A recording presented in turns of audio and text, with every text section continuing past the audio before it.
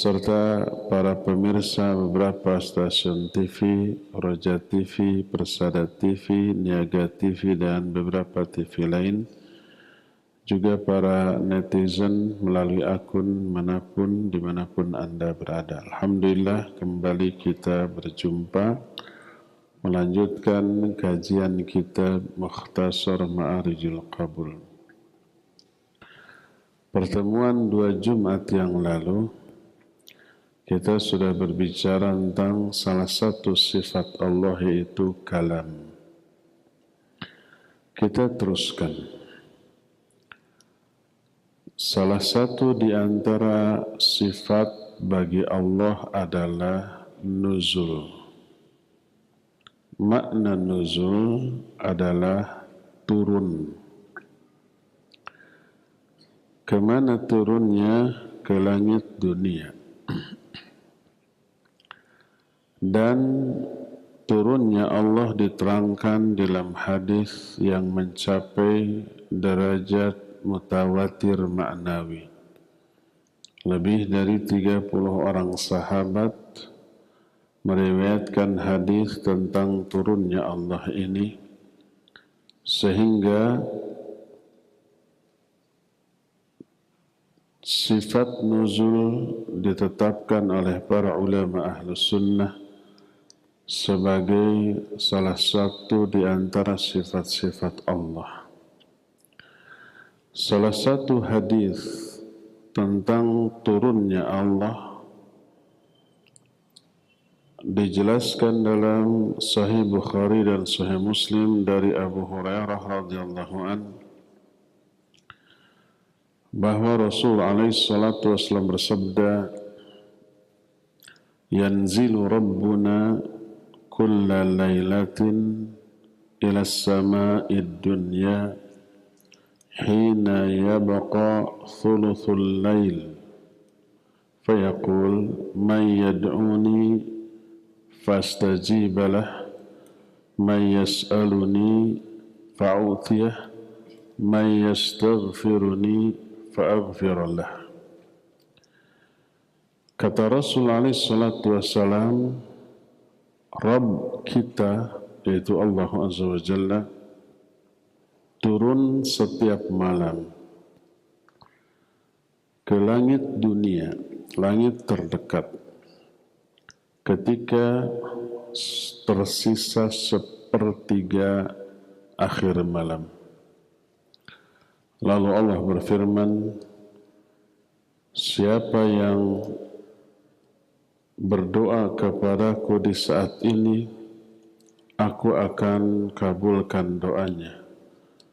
Siapa yang meminta kepadaku di waktu ini, aku akan berikan permintaannya. Dan siapa yang meminta ampunan kepadaku di momen ini, aku akan ampuni dia.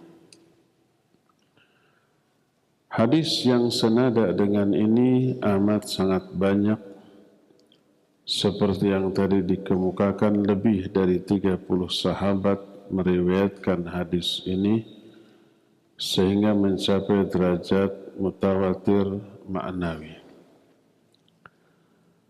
Berkata muallif rahimahullah, "Famimma yajibul imanu bihi wa ithbatuhu wa imraruhu kama jaa sifatun nuzulir Rabbi ta'ala kama atat bihi al-ahadithus sahihah min nuzulihi ta'ala lissama'id dunya fi thuluthil laylil akhir min kulli yawm wa fi asyiyati Arafah."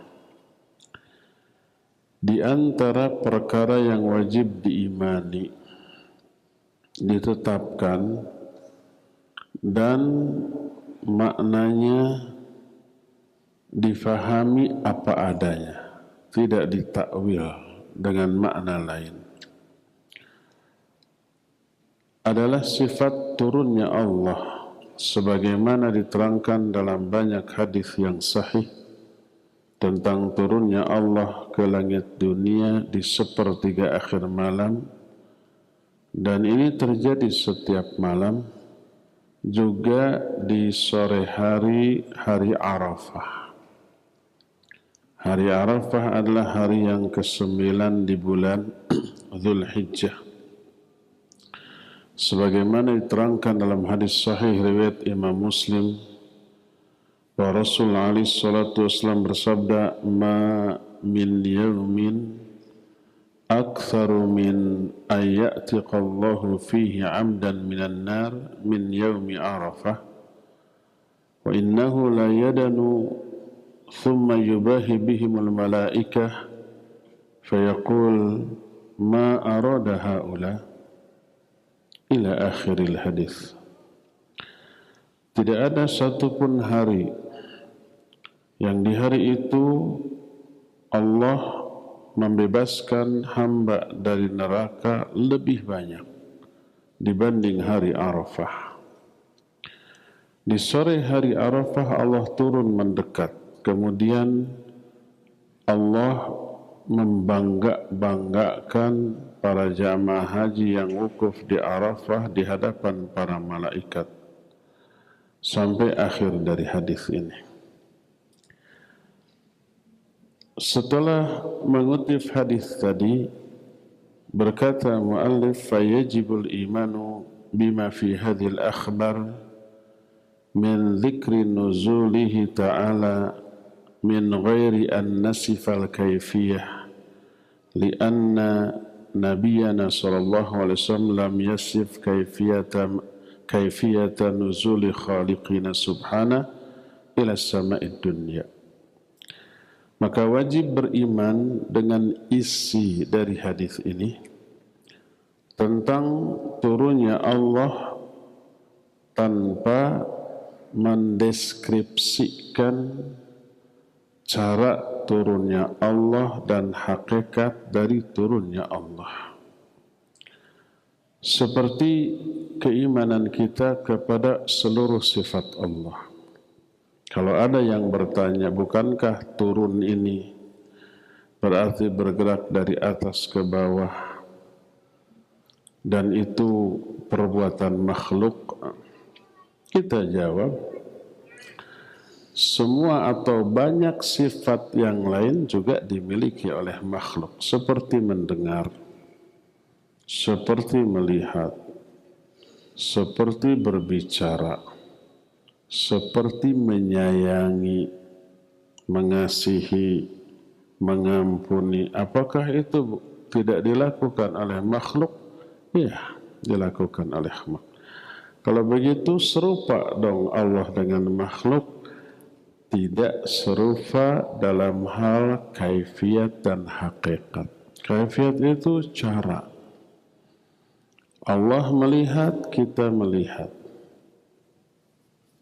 Melihatnya, makna melihatnya sama, yaitu idrakun nur, mampu menangkap cahaya, atau mendengar idrakus saut, mampu menangkap suara. Tapi bagaimana cara melihat dan mendengarnya Allah? Tidak ada yang sama dengan cara melihat dan mendengarnya makhluk. Makhluk dengan makhluk aja cara mendengar, cara melihat beda ya. Kita dengan binatang, binatang yang satu dengan binatang yang lain, cara melihat, cara mendengar, cara mengetahui satu sama lain berbeda. Itu makhluk dengan makhluk. Apalagi makhluk dengan khaliq. Allah disifati dengan sifat laisa kamitslihi syai'un. Tak ada sesuatu pun yang serupa dengan Allah. Melihatnya Allah berbeda dengan melihatnya makhluk manapun. Mendengarnya Allah berbeda dengan mendengarkannya makhluk manapun. Turunnya Allah berbeda dengan turunnya makhluk manapun. Tidak sama. Itu yang pertama. Kedua, tidak boleh mentakyif. Mentakyif maknanya mendeskripsikan, menerangkan, menjelaskan sifat Allah dengan deskripsi, dengan penjelasan tertentu, termasuk mempertanyakan kaifa, bagaimana sih cara mendengarnya Allah, karena bagaimana itu berarti meminta penjelasan, itu mentakif, maka tidak boleh. Kenapa tidak boleh? Mendeskripsikan sifat Allah seperti bagaimana cara mendengar Allah, bagaimana cara melihat Allah, bagaimana cara turunnya Allah. Kenapa tidak boleh dideskripsikan? Pertama, tidak ada penjelasan dari Allah dan Rasulnya tentang hal itu. Kedua, karena Allah tidak ada yang menyerupai dengan makhluk, maka tidak bisa diilustrasikan, tidak bisa dipermisalkan, tidak bisa diserupakan. Maka takyif, bahasa kitanya deskripsi, penjelasan, tidak boleh tentang sifat Allah. Yang jelas, wajib kita yakini Allah mendengar, Allah melihat, karena Allah menjelaskan itu dalam Quran dan hadis yang sahih tanpa mendeskripsikan tentang cara dan hakikat mendengar dan melihat. Begitu juga sifat Allah yang lain seperti istiwanya di atas aras, seperti umpamanya turunnya Allah ke langit dunia, wajib kita yakini karena Allah menerangkan demikian atau Nabi menjelaskan demikian tanpa mentakwil maknanya, tanpa mentakyif sifatnya, tanpa mentamthil alias mengumpamakan, dan tidak boleh menta'til. Menta'til artinya menolak. Ta'til lahir dari takwil. Karena mentakwil sifat Allah kepada makna lain, akibatnya sifat yang sebenarnya ditolak. Walaupun dengan niat yang bagus, yaitu menghindarkan penyerupaan Allah dengan makhluk. Itu maksudnya. Akhirnya enggak, Allah enggak mendengar. Kalau Allah mendengar sama dong dengan makhluk. Mendengar di sana terus ditakwil dengan makna lain. Mendengarnya sendiri ditolak. Allah enggak melihat. Kalau melihat sama dong dengan makhluk. Akhirnya sifat melihatnya ditolak dan ditakwil kepada yang lain. Kita tanyakan loh, kalau Allah tidak mendengar, tidak melihat, apa tidak sama dengan makhluk? Sama, karena ada makhluk yang tidak melihat dan tidak mendengar, bahkan lebih hina dibanding yang melihat dan mendengar. Allah turun dari arsy ke langit dunia, difikir oleh akal, maka berakhir dengan mustahil. Karena pertama turun menyerupai makhluk, bergerak dari atas ke bawah, itu makna turun. Itu makhluk, ditolak. Kedua, kalau turun ke langit, apa langitnya cukup untuk menampung Allah Azza wa Jalla? Bukankah Allah lebih besar dari makhluknya? Kan gitu ya. Akhirnya ditolak. Alas hadisnya, akhirnya ditakwil kepada makna yang lain, dan hasil takwilnya bertolak belakang dengan banyak ayat dan hadis lain. Di antara takwil tentang hal itu yang ada adalah yang turun adalah malaikatnya katanya, bukan Allahnya. Allahnya sendiri tidak turun. Ini mustahil dikatakan oleh malaikat. Oh, yang turun perintahnya, katanya gitu. Keliru. Perintah Allah itu turun tidak hanya sepertiga akhir malam, setiap saat. Yudabbirul amru minas sama'i ila fi yawmin kana miqdaruhu khamsina alfasana. Allah mengatur seluruh urusan dari langit ke bumi setiap saat. Disebutkan dalam surah Ar-Rahman, kulla yawmin huwa fi sya'an fabi'ayyi ala'i rabbikuma tukadziban. Setiap saat, setiap detik Allah sibuk menurunkan perintah dan naiklah laporan dari perintah itu kepada Allah setiap saat. Terus masa perintah berseru, siapa yang meminta akan aku beri, yang berdoa akan aku ijabah. Jadi semakin menyimpang dari makna hadis yang dikehendaki. Ada lagi yang mentakwil yang turun itu rahmatnya. Ini semakin mempersempit luasnya rahmat Allah. Masa rahmat hanya turun di sepertiga akhir malam? Rahmat Allah turun juga setiap saat, setiap detik, tidak hanya di sepertiga akhir malam. Jadi semakin ditakwil makna nuzul, makna turun kepada makna lain, semakin jauh menyimpang, semakin bertubrukan dengan banyak ayat dan hadis. Walaupun yang mentakwil ini niatnya baik, yaitu ingin menghindarkan penyerupaan Allah dengan makhluk. Kalau Allah turun, loh kayak makhluk dong, kan gitu. Kalau memang difahami turunnya Allah seperti turunnya makhluk, ya salah pemahaman itu. Allah turun dengan cara turun yang tidak sama dengan turunnya makhluk manapun. Tidak sama dengan makhluk manapun. Caranya dan hakikatnya. Terus gimana atuh? Laisa kamitslihi syai'un. Tak ada yang menyerupai dan tidak bisa dideskripsikan. Yang jelas informasi ini melalui wahyu dari Rasul SAW yang berbicara melalui wahyu dari Allah, mengabarkan Allah turun ke langit dunia dengan cara turun yang tidak sama dengan turun makhluk manapun, dengan makna yang layak Azza wa Jalla. Wajib diyakini karena nasnya jelas, kemudian tidak boleh disamakan dengan turunnya makhluk. Kalau umpamanya Allah turun ke langit dunia setiap sepertiga akhir malam, arsy-nya gimana? Kosong.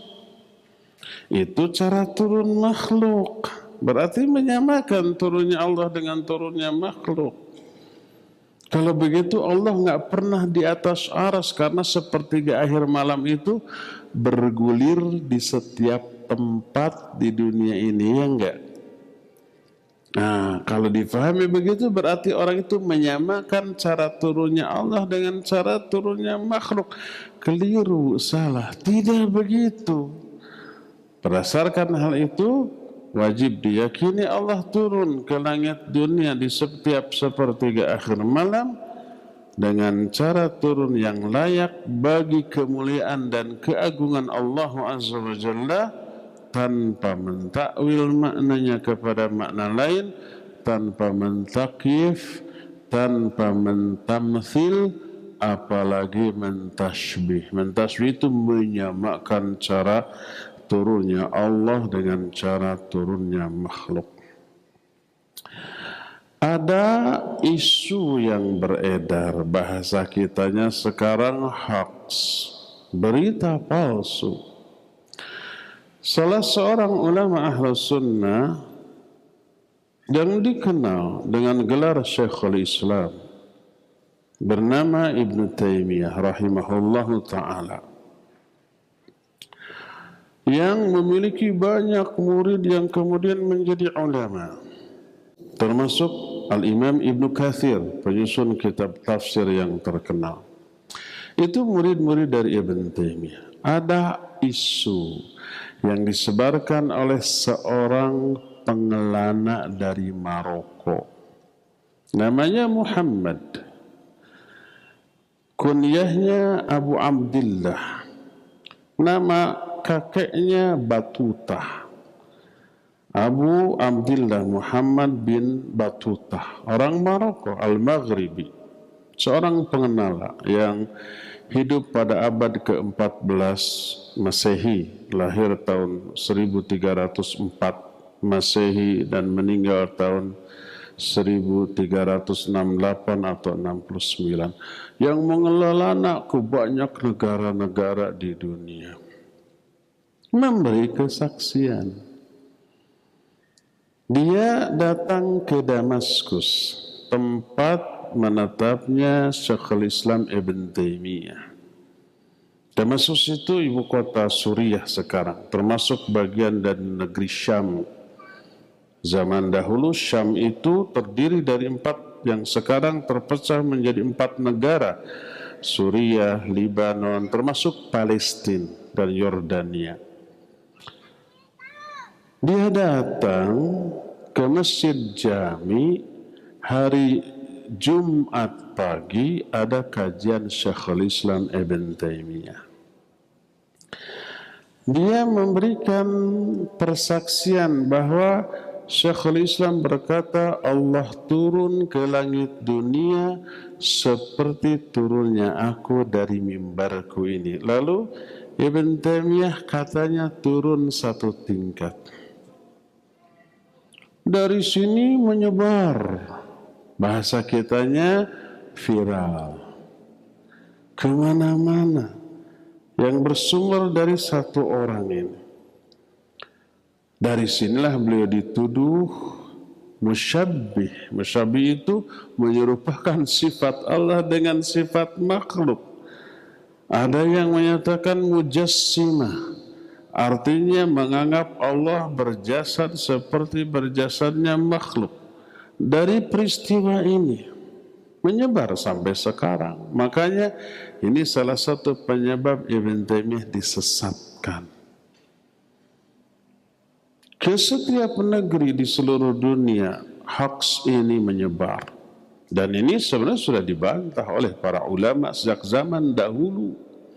Ada 3 poin bantahan. Pertama, tercatat Ibnu Battuta datang ke Damaskus di tanggal 19 Ramadan, hari Kamis. Jumatnya hadir di Masjid Jami'. Katanya Ibn Taimiyah lagi berbicara di atas mimbar, lalu berkata, Allah turun ke langit dunia seperti turunnya aku dari mimbarku ini. Pertama, Ibnu Battuta datang tanggal 19 Ramadan. Di tahun itu Ibnu Taimiyah sejak bulan Sya'ban, sebulan sebelum Ramadan, sudah ditahan di penjara Damaskus. Dan tidak keluar lagi sampai meninggal. Tidak pernah berjumpa. Ada riwayat yang menyatakan bahwa Ibnu Battuta bertemu dengan Ibnu Taimiyah, enggak. Sebulan sebelum Ramadan beliau sudah di penjara dan sampai akhir hayatnya tidak keluar lagi, meninggal di penjara. 19 Ramadan di tahun itu Ibnu Battuta datang. Nggak berjumpa. Ini yang pertama. Yang kedua, persaksian dari salah satu muridnya nama Imam Az-Zahabi tadi. Beliau menyatakan Syekhul Islam Ibn Taimiyah memang mengajar di Masjid Jami di Damaskus, tak pernah 1 kali pun mengajar di atas mimbar. Beliau mengajarnya di atas kursi duduk. Kalau mimbar ada tangganya, 3 anak tangga. Itu mimbar yang dipakai oleh Nabi SAW di Masjid Nabawi seperti itu. Karena mimbaru Rasul sallallahu alaihi wasallam 3 darajat, qama fi tsaniyah wa qa'ada ala tsalitsah. Mimbar Rasulullah SAW itu 3 anak tangga, 3 tingkatan. Beliau suka berdiri khutbah di tangga yang kedua dan duduk di tangga yang ketiga. Itu mimbar. Kata Imam Az-Zahabi, Syekhul Islam Ibn Taimiyah punya majlis rutin setiap Jumat pagi di Masjid Jami', tak pernah mengajar di atas mimbar, tapi selalu mengajar di atas kursi. Dan dihadiri oleh belasan ribu orang saat sampai meluber keluar. Itu persaksian yang kedua, yang bertolak belakang dengan persaksian Ibnu Battuta. Ketiga, apa yang dikemukakan oleh Ibnu Battuta bahwa Ibnu Taimiyah menyamakan turunnya Allah dengan turunnya dirinya bertolak belakang dengan penjelasan Syekhul Islam Ibn Taimiyah sendiri tentang sifat nuzul. Nuzulnya Allah tidak sama dengan nuzulnya makhluk dan mengharamkan 4 hal tentang sifat Allah. Haram mentakwil sifat Allah, haram mentakyif sifat Allah, haram juga mentamthil. Mentamthil itu menyerupakan dengan sifat makhluk, ya. Takwil nggak boleh, takyif ya tidak boleh, mentamthil apalagi mentasbih tidak boleh, dan keempat tidak boleh dita'til. Ta'til itu diingkari hanya karena dianggap kalau tidak diingkari serupa dengan makhluk. Allah istiwa di atas arsy, enggak, karena itu serupa istiwa itu dengan makhluk, dita'til. Kemudian istiwanya ditakwil kepada makna lain. Kemudian nuzul dita'til, diingkari karena dianggap serupa dengan makhluk, lalu nuzulnya ditakwil kepada makna yang lain. 4 ini terlarang, diharamkan terhadap sifat Allah. Takwil, takyif, tamthil, dan ta'til. Ditekankan oleh Syekhul Islam Ibn Taimiyah rahimahullah.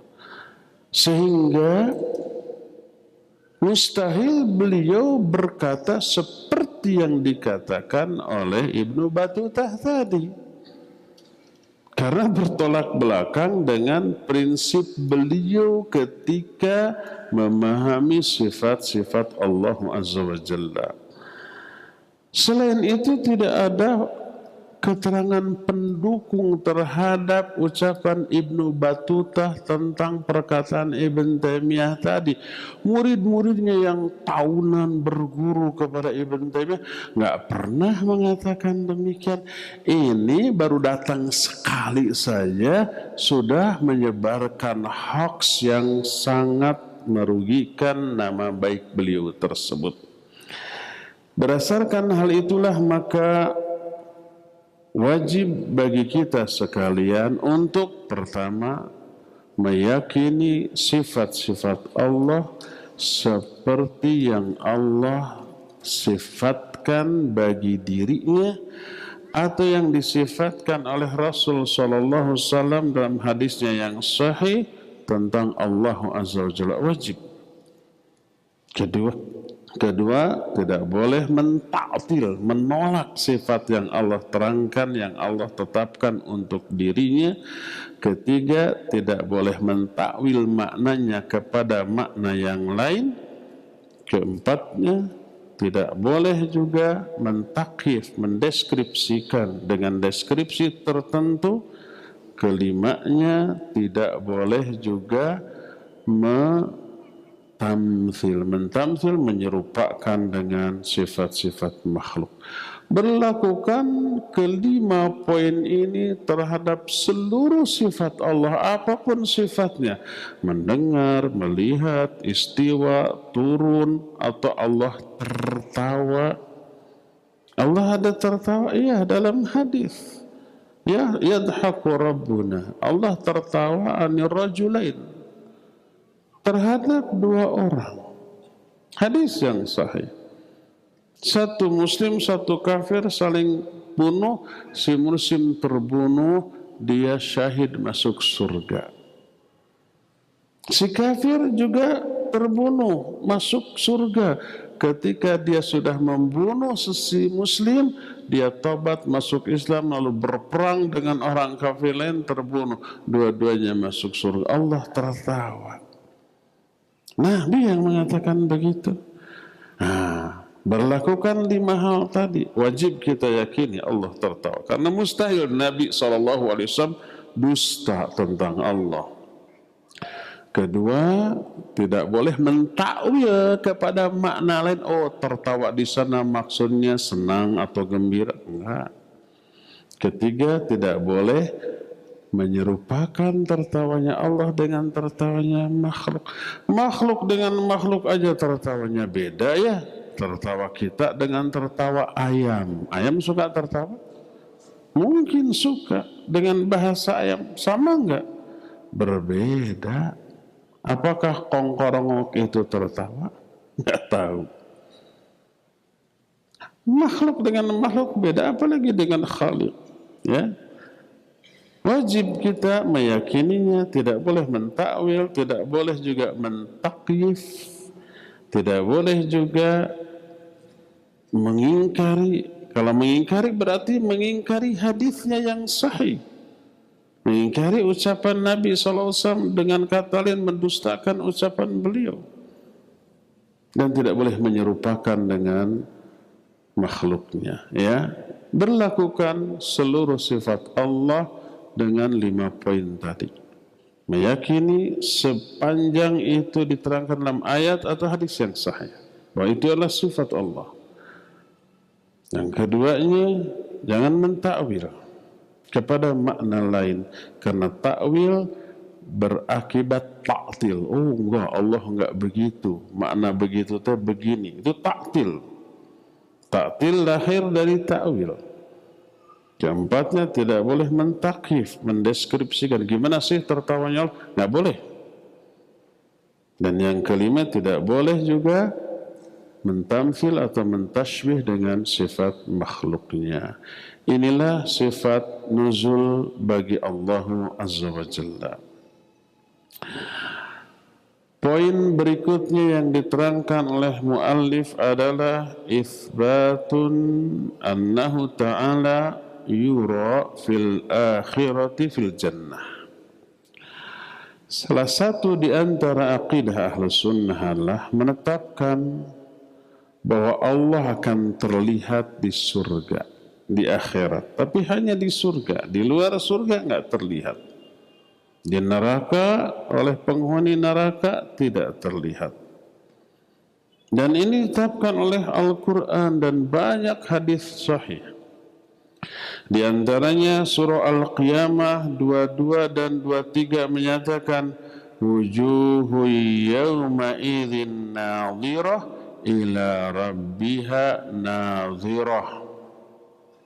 Pada hari kiamat nanti ada wajah-wajah yang sumringah, yang bercahaya, yang ceria. Karena apa? Ila rabbiha nadhirah, karena mereka bisa melihat kepada Rabb mereka, kepada Allah Subhanahu wa taala. Adapun ahli neraka tidak. Sebagaimana surah Al-Mutaffifin ayat 15, kalla innahum ar-rabbihim yawma idzil lamahjubun. Kata Allah, sekali-kali tidak. Sesungguhnya mereka, para ahli neraka, benar-benar terhalang dari melihat Allah Subhanahu wa ta'ala. Ini ayat kedua. Ayat ketiga dalam surah Yunus ayat 26 Allah menyatakan lilladzina ahsanul husna wa ziyadah. Bagi orang-orang yang berbuat kebaikan, berbuat amal soleh, ada balasan kebaikan, yaitu surga, wa ziyadah, dan ada tambahan. Dan yang dimaksud balasan tambahan bisa melihat wajah Allah Azza wa Jalla Selain kenikmatan surganya, ada nikmat tambahan melihat Allah. Dan itu puncak dari seluruh kenikmatan surga. Diterangkan dalam hadis yang diriwayatkan oleh Imam Muslim dari Suhaib radhiyallahu an, berkata Rasul alaihi salatu wassalam, "Idza dakhala ahlul jannati al-jannah yaqulu Allah azza wa jalla, turiduna syai'an azidukum?" Ketika ahli surga sudah masuk ke dalam surga, Allah bertanya, apakah kalian menginginkan sesuatu yang bisa aku tambahkan? Menginginkan kenikmatan lain yang harus aku tambahkan? Para ahli surga menjawab, alam tubayyid wujuhana alam tudkhilnal jannah wa tunjina minan nar. Bukankah engkau sudah mencerahkan wajah-wajah kami, membuat kami gembira, happy, senang, bahagia, sumringah? Bukankah engkau telah memasukkan kami ke dalam surga dan telah menyelamatkan kami dari neraka? Ini sudah cukup, apalagi gitu. Apa yang terjadi? Fayakshiful hijab. Fama u'tu syai'an ahabba ilaihim minan nadhr ila rabbihim. Lalu Allah menyingkapkan hijab, penghalang antara dirinya dengan ahli surga, sehingga mereka melihat wajah Allah yang mulia. Tak ada satu pemberian pun di surga yang lebih mereka sukai daripada memandang wajah Allah subhanahu wa ta'ala. Lalu Nabi SAW membacakan surah Yunus ayat yang ke-26 ini, lilladzina ahsanul husna wa ziyadah, bagi orang-orang yang berbuat kebaikan ada balasan kebaikan berupa surga, wa ziyadah, dan ada balasan tambahan yaitu melihat wajah Allah. Kenapa melihat wajah Allah merupakan kenikmatan tersendiri? Karena Allah Maha Indah. Innallaha jamilun yuhibbul jamal. Allah itu Maha Indah. Jadi di dunia sangat suka melihat apapun yang indah, lukisan, pemandangan, atau wajah laki-laki ganteng disebut jamil, wanita cantik disebut jamilah, indah wajahnya, elok parasnya. Di dunia ke orang kayak gitu aja sudah betah menatap berlama-lama. Contohnya Nabi Yusuf alaihissalatu wassalam, keindahan keelokan wajah beliau nggak seberapa dibanding keindahan Allah azza wa jalla. Itu pun sudah membuat mata seluruh wanita yang menatapnya terbelalak, nggak berkedip, sampai luka tangan yang keiris pisau pun tidak dirasa. Perih sakitnya luka tangan tertutup, tercover, kata orang Sunda mah kabang balerkeun, oleh penglihatan terhadap wajah indah yang elok rupawan yang dimiliki oleh Nabiullah Yusuf alaihissalatu wassalam. Baru sadar setelah Nabi Yusuf berlalu, baru mereka pada menjerit. Ini rahasia para laki-laki. Ahwat tuh gitu kalau lihat laki-laki ganteng. Lupa segala-galanya. Ini contoh nyata. Dan gak ada contoh laki-laki sampai ngacai melihat kecantikan wanita, ya enggak?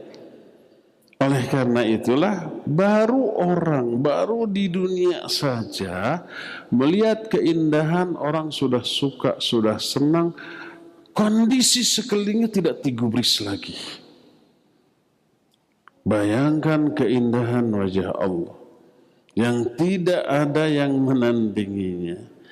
Makanya tak heran apabila memandang wajah Allah adalah puncak kenikmatan bagi para ahli surga. Dalam Sahih Bukhari dan Sahih Muslim diterima dari Jabir bin Abdullah radhiyallahu anhu. Dia berkata, "Kunna julusan 'inda Nabi alaihi salatu wassalam.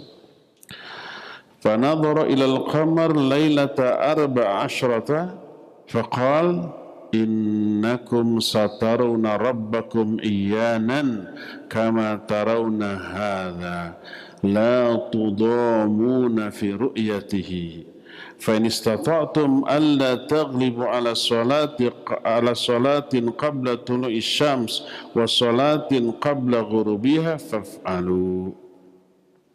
Beliau melihat ke bulan yang sedang malam purnama, berarti malam ya. Tanggal 14 bulan purnama bulat. Beliau berkata, kalian akan melihat Allah dengan mata kepala kalian dengan jelas, sebagaimana kalian melihat bulan ini. Tidak harus berdesak-desakan ketika melihatnya. Sebagaimana kita melihat bulan, apa harus berdesak-desakan? Tidak. Dari manapun kita berada bisa melihat bulan.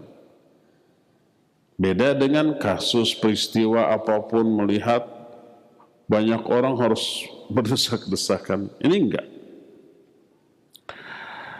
Kalian akan melihat Allah nanti secara jelas, sebagaimana kalian melihat bulan ini pada malam purnama, tanpa harus berdesak-desakan ketika melihatnya.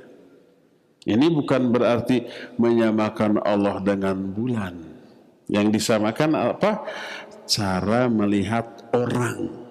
Bukan mempersamakan Allah dengan bulan, tapi cara melihat manusia terhadap Allah dan terhadap bulan seperti itu. Yang disamakan cara melihat dengan bulannya. Sehingga hadis ini tidak mengandung unsur tasbih, penyerupaan Allah dengan bulan, enggak. Yang diserupakan adalah cara melihat. Di dalam hadis lain masih Imam Bukhari dan Imam Muslim dari Abu Hurairah radhiyallahu an, dia berkata, orang-orang bertanya, "Ya Rasulullah, hal nara Rabbana yaumal qiyamah?" Wahai Rasulullah, apa kita akan bisa melihat Allah pada hari kiamat? Maka dijawab oleh Nabi SAW, kata beliau, "Hal tudarruna fi ru'yatil qamar lailatul badr?"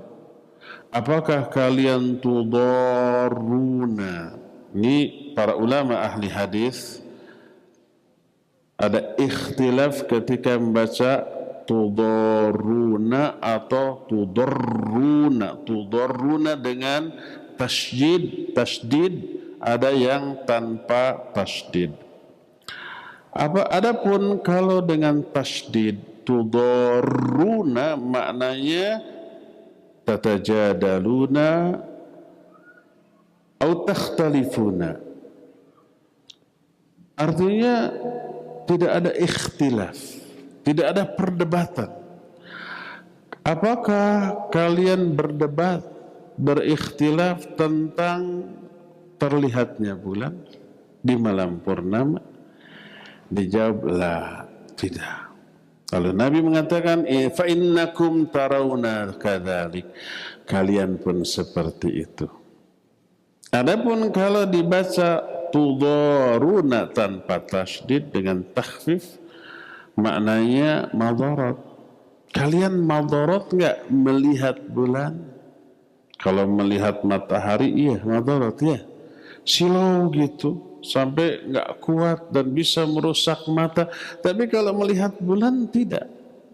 Karena tidak terlalu tajam, tidak terlalu menyilaukan. Intinya tidak madarat. Maka suatu saat Nabi SAW tentu saja sudah wafat. Abu Bakar menjadi khalifah.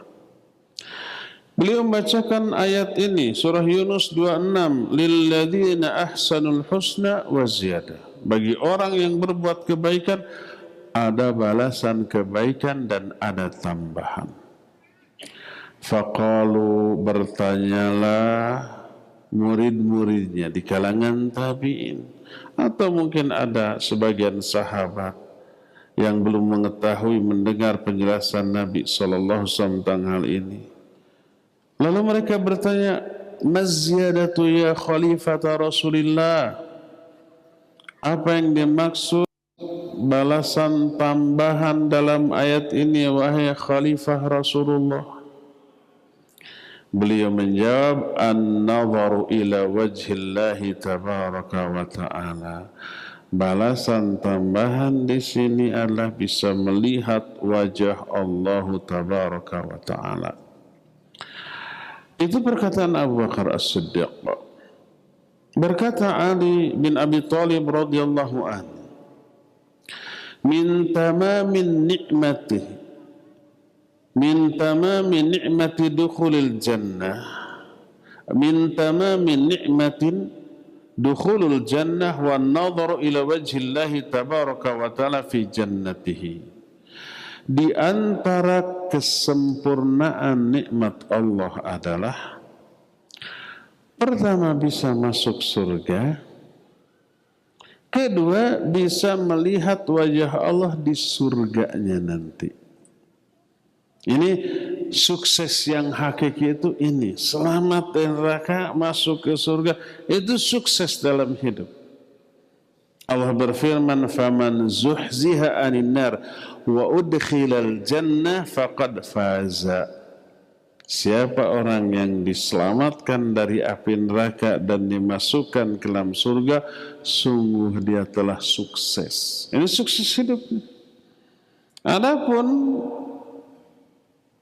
konsep hidup kebanyakan manusia tentang sukses sekarang dunia. Sukses itu kalau kaya raya, berpangkat, berjabatan, berkuasa, orang-orang segan menghormat, itu sukses. Itu versi orang-orang yang hanya mengejar kehidupan dunia. Belum tentu dia selamat dari azab kubur atau apalagi azab neraka. Belum tentu dia ke surga. Belum tentu sukses di kehidupan berikutnya. Padahal kehidupan berikutnya itu lebih abadi. Bukan lebih abadi. Kalau di sini hanya sementara. Semua orang meyakini hidupnya sementara. Tapi kalau di akhirat, ini kehidupan yang sebenarnya, abadi. Allah menyatakan, wa inna daral akhirata lahiyal hayawan. Sesungguhnya negeri akhirat itu kehidupan yang sebenarnya. Nah, ini oleh-oleh iktikaf kemarin. Ramadan 10 hari terakhir di Masjid Umar di Selasau membahas kitab Miftahud Daris Sa'adah, kunci kebahagiaan, oleh susunan Imam Ibnu Qayyim. Belum selesai, Ramadan berikutnya disambung. Seru pokoknya. Salah satu yang jarang disadari, sebelum ke dunia, manusia itu hidup di surga. Nabi Adam diciptakan sebagai manusia pertama dengan Hawa ditempatkan di surga. Itu tempat yang sebenarnya. Lalu karena tergoda oleh iblis laknatullahi alaih, dihukum diturunkan ke dunia. Wajib kita mudik nanti. Mudiknya kemana? Ya ke tempat asal Nabi Adam dan Hawa sebagai orang tua kita. Mudiknya itu ke surga lagi nanti. Jangan tersesat sehingga nggak sampai ke surga malah masuk neraka. Jangan tuh. Itu bukan mudik, itu kesasar itu. Kita harus mudik nanti di akhirat. Kemana mudiknya? ke tempat asal orang tua kita, yaitu Adam dan Hawa. Itu di mana? Di surga. Setelah diciptakan, wa qulna ya Adam uskun anta wa zawjuka jannah wa kula minha ragadan haitsu syi'tuma. Hai Adam, tetaplah tinggallah kamu berserta istrimu di surga. Itu tempat tinggal kita. Kita harus mudik ke sana nanti. Itu baru sukses. Kalau umpah kita sekarang mengembara di dunia, bisa mudik ke tempat asal kita di surga, itu sukses. Kalau enggak ke surga, kesasar. Di dunia aja orang yang pergi dari kampung halaman, kemudian kesasar, enggak bisa pulang, terlunta-lunta, jadi gelandangan, menderita. Ya, kalau di dunia menderitanya enggak seberapa, di akhirat terlunta-luntanya ke neraka, wal'iyadzubillah, ya. Jadi sukses kalau sudah selamat dari api neraka dan masuk ke dalam surga. Jadi kata Ali bin Abi Thalib, min tamamin ni'mah dukhulul jannah wan nadharu ila wajhillahi tabaraka wa ta'ala. Di antara kesempurnaan nikmat adalah bisa masuk surga, dan di surga bisa melihat wajah Allah Azza wa Jalla. Ada orang yang bertanya kepada Ibnu Abbas radhiyallahu anhuma. Kata orang itu, hal kullu man dakhala al-jannah yara rabbahu azza wa jalla? Apakah setiap orang yang masuk ke dalam surga bisa melihat wajah Allah? Dijawab, na'am, iya. Di surga, serendah, selevel apapun tingkatan surga yang ditempati, itu bisa melihat wajah Allah azza wa jalla. Dan banyak lagi ucapan para sahabat yang lain tentang hal itu. Adapun ucapan tabi'in. Tabi'in itu generasi setelah sahabat. Mereka tidak jumpa dengan Nabi SAW, tapi belajar Islam dari para sahabat. Di antaranya Sa'id bin Al-Musayyib, juga Al-Hasan, juga Abdurrahman bin Abi Layla, juga Ikrimah, juga Mujahid, juga Qatadah, juga As-Sudi, juga Ka'ab, dan yang lain-lain. Mereka berkata ketika menafsirkan orang yang berbuat kebaikan akan diberi surga dan ada tambahan. Mereka berkata, az-ziyadatu an-nadharu ila wajhillahi azza wa jalla. Nikmat tambahan di surga adalah bisa melihat wajah Allah azza wa jalla.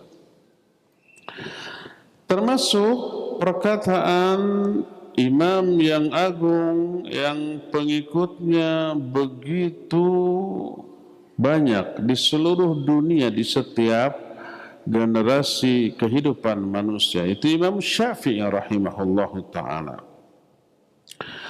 Beliau ketika menerangkan ayat yang terdapat di dalam surah Al-Mutaffifin, berkata Imam Syafi'i ketika ada orang yang bertanya, kata orang yang bertanya, ma taqulu fi qaulillahi azza wa jalla kalla innahum ar-rabbihim yawma idzin la mahjubun.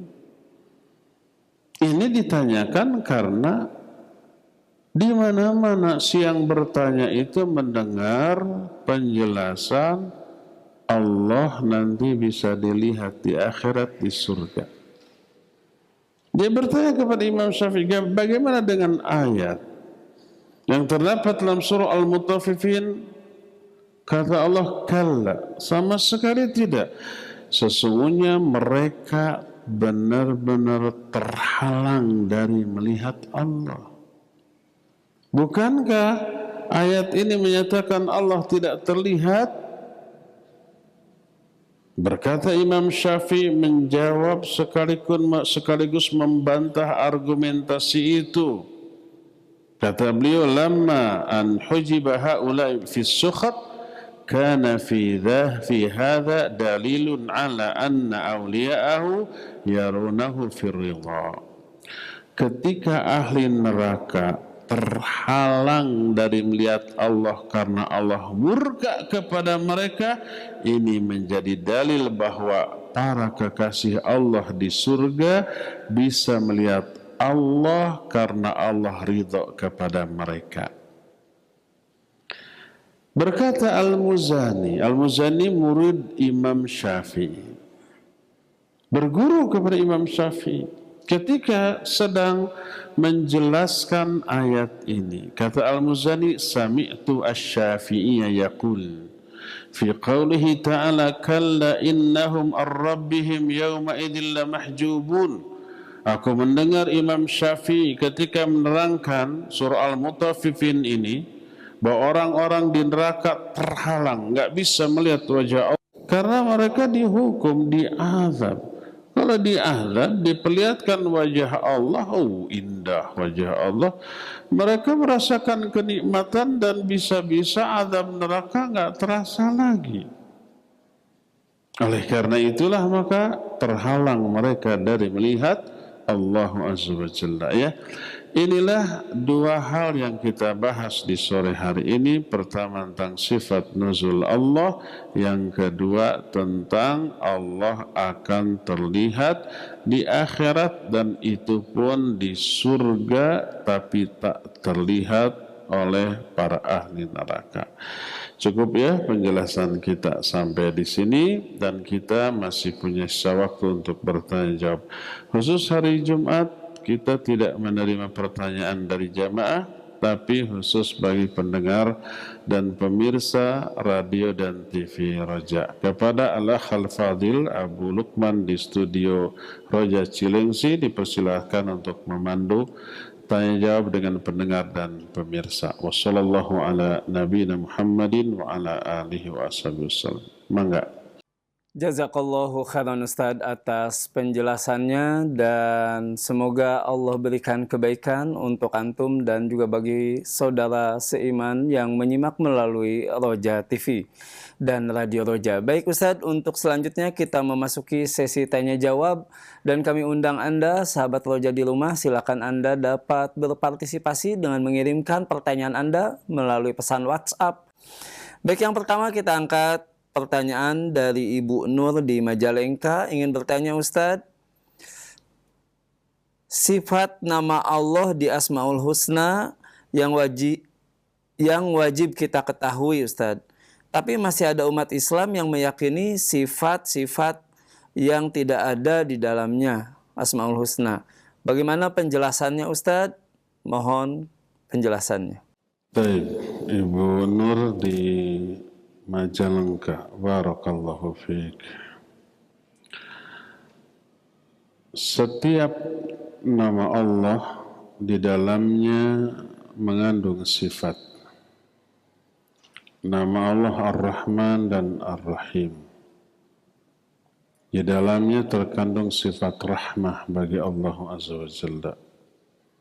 Nama Allah Al-Ghafur, di dalamnya terkandung sifat maghfirah, memberi ampunan. Salah satu nama Allah adalah Al-Qadir, di dalamnya terkandung sifat qudrah, yang maha kuasa, memiliki kekuasaan. Allah diberi nama, atau Allah menamakan diri dengan nama Al-Wahhab, maha pemberi. Terkandung sifat suka memberi kepada makhluk, dan begitulah seterusnya. Jadi di setiap nama Allah terkandung sifat, tapi tidak setiap sifat Allah boleh dijadikan nama bagi Allah Azza wa Jalla. Seperti contoh umpamanya sifat Allah nuzul tadi. Nggak boleh dari sifat ini kita menamai Allah dengan nama An-Nazil, yang zat yang turun. Tidak. Sifat Allah istiwa di atas arsy. Nggak boleh dari sifatnya kita ambil nama bagi Allah Al-Mustawi ala arsy. Nggak boleh. Jadi sekali lagi, setiap nama mengandung sifat, tapi tidak setiap sifat boleh dinisbatkan sebagai nama bagi Allah Azza wa Jalla. Dengan demikian wajib kita meyakini seluruh sifat bagi Allah, baik sifat yang sekaligus terkandung dalam nama Allah ataupun sifat yang tidak terkandung dalam nama Allah Azza wa Jalla. Kalau nama-nama Allah begitu banyak yang kita sebut dengan Al-Asma'ul Husna, dan sudah kita terangkan jumlah nama Allah nggak ada yang tahu, banyak. Bukan hanya 99. Hadis dan 99 nama sudah kita bahas, sahih. Tapi maknanya di antara sekian banyak nama Allah ada 99 nama. Siapa yang mengihsa masuk surga. Selain 99 banyak. Di antaranya terkandung dalam hadis riwayat Imam Muslim dalam kitab sahihnya, awista'sarta bihi fi ilmil ghaibi indak. Ya Allah, aku minta kepadamu dengan nama-namamu yang hanya engkau saja yang tahu, yang ada dalam ilmu gaib yang ada di sisimu. Hanya Allah yang tahu. Selain Allah nggak ada yang tahu nama-nama ini. Nah, kalau setiap nama mengandung satu sifat Allah, minimal ada lebih dari 99 nama, berarti lebih dari 99 sifat bagi Allah. Oleh karena itulah kita mengetahui kekeliruan orang yang membatasi sifat Allah dengan jumlah bilangan tertentu saja. Karena berarti menolak sifat-sifat lain yang tidak mereka sebutkan. Berdasarkan hal itulah maka wajib meyakini sifat-sifat Allah sebagaimana yang Allah tetapkan sebagai sifat bagi dirinya dalam Al-Quran atau yang ditetapkan oleh Nabi SAW sebagai sifat bagi Allah dalam hadis-hadisnya yang sahih seperti yang kita terangkan tadi, dan jumlahnya tidak ada yang tahu, ya. Wallahu a'lam bissawab. Silakan lagi Abu Luqman. Jazakallahu khairan Ustaz atas penjelasannya. Dan kembali Ustaz, pertanyaan melalui pesan WhatsApp. Pertanyaan dari Abu Muhammad di Tasik, Ustaz, mau bertanya terkait dengan melihat Allah. Apakah ketika kita dihisab juga melihat Allah, Ustaz? Mohon penjelasannya, Ustaz. Baik, Abu Muhammad di Tasikmalaya. Ya, yang nanya orang Sunda Hungkul, tadi Majalengka, sekarang orang Tasik. Apakah ketika dihisab kita melihat Allah? Tidak. Ketika dihisab kita berjumpa dengan Allah. Berdialog langsung dengan Allah tanpa penerjemah. Termasuk orang kafir? Ya, termasuk orang kafir. Tapi tidak ada keterangan bahwa kita bisa melihat Allah Azza wa Jalla. Karena apa? Karena saat itu belum ada balasan bagi amalan yang dilakukan oleh manusia. Masih sedang dihisab. Sedangkan bisa melihat Allah adalah balasan. Bahkan seagung-agung balasan bagi ahli surga di dalam surga. Makanya tadi disebutkan setelah ahli surga masuk ke dalam surga ini belum melihat Allah. Lalu Allah bertanya, apakah ada sesuatu yang lain yang kalian inginkan selain kenikmatan yang ada di surga? Saat itu belum melihat Allah. Para ahli surga kemudian menjawab, Engkau sudah membahagiakan kami, memasukkan kami ke surga, menyelamatkan dari neraka, cukup. Lalu Allah singkapkan hijab yang menghalanginya. Sehingga terlihat wajah Allah yang indah oleh seluruh ahli surga. Semoga Allah Azza wa Jalla memasukkan kita ke dalam surga dan bisa melihat wajah Allah yang mulia kelak di surga. Nah, baru saat itu terlihat. Jadi di surga pun pas awal masuk tidak langsung melihat wajah Allah. Apalagi sebelum masuk ke dalam surga. Ketika proses hisab, terlebih proses hisab teralami oleh seluruh manusia, termasuk yang kafir, yang ateis, yang musyrik, yang benci kepada Allah, para rasulnya, para kitabnya dan utusan-utusannya. Mereka juga dihisab langsung, berdialog dengan Allah tanpa penerjemah, maka mereka tidak melihat Allah Azza wa Jalla. Wallahu a'lam bissawab. Jazakallahu khairan Ustadz atas penjelasannya. Dan untuk pertanyaan terakhir kita angkat dari pesan WhatsApp Ustadz dari Al-Fatir, tapi tidak disebutkan dari mana. Ingin bertanya Ustadz, bagaimana cara agar terhindar di pikiran menyerupakan sifat Allah dengan makhluk Ustadz? Dan kafirkah orang yang di dalam pikirannya terlintas tentang wujud Allah? Mohon penjelasannya Ustadz. Baik, barakallahu fiik. Namanya Al-Fatir tadi ya. Kalau fatirnya fa, ta, dan ra, sebaiknya dirubah. Abdul Fatir. Fatir ini salah satu di antara nama Allah. Fatirus samawati wal ard, pencipta langit dan Al-Fatir ini pencipta. Pertanyaannya, apa tadi pertanyaan? Pertanyaannya ada dua. Pertama, bagaimana kalau di benak kita ada pikiran tentang deskripsi tentang sifat Allah, atau kadang-kadang wujud Allah terhayalkan, terbayangkan. Salah apa benar, dosa atau tidak, kufur atau tidak. Bagaimana cara menghilangkannya?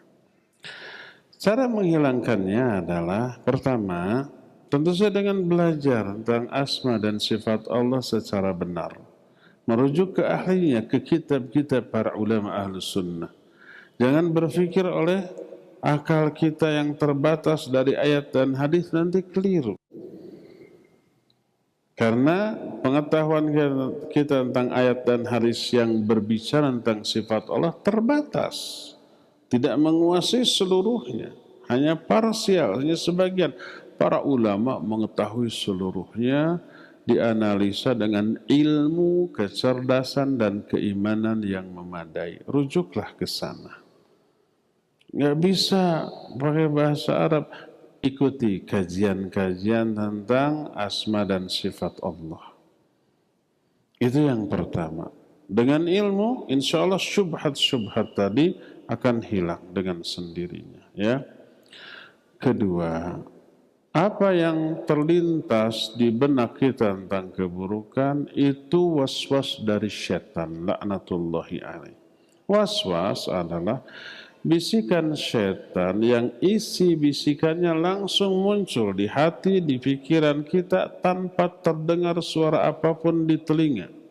Itu penjelasan Al-Imam Al-Qurtubi rahimahullah ketika menjelaskan makna waswas syaitan.